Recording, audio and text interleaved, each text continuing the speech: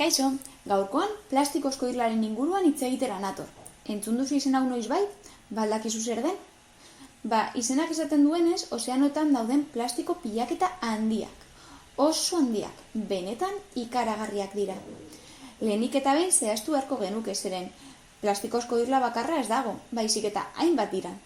Hori bai, bakarra dela pentsa genezake popular bilakatu zelako ozeano bareko irla, baina hainbat daude. Zergatik edo hobeto esanda, nola sortzen dira? Kontua da ozeanoetan korronteak daudela, irudian ikusten dugun bezala.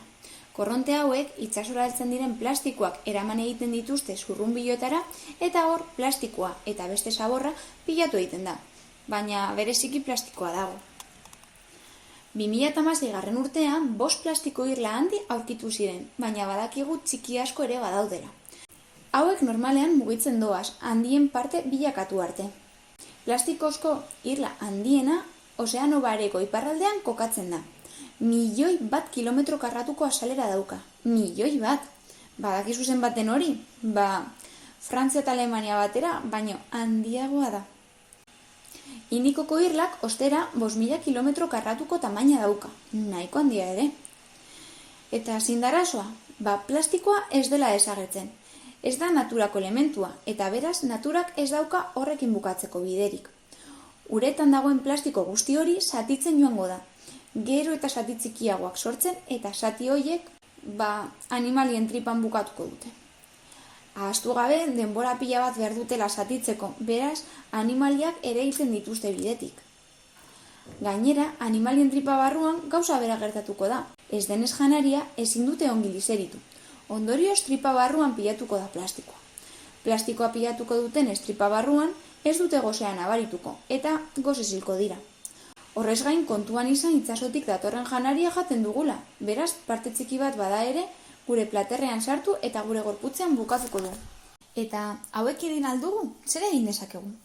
Lehenik eta behin eta logikoa den moduan plastiko gutxiago erabili.